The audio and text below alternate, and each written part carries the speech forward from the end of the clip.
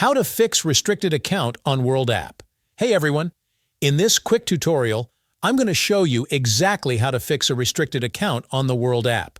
So if you're seeing an error message and can't use your account, just follow along step by step to get it fixed. All right, let's get started. Open your World app on your phone and log in.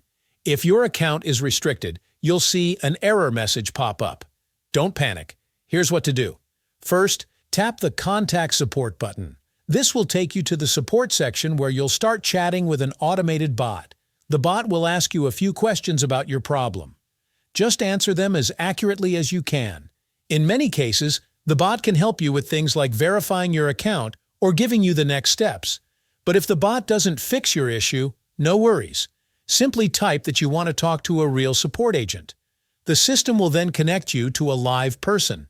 The support team may ask for more details about your account or the exact error message you're seeing. Provide that info and then wait for the review process.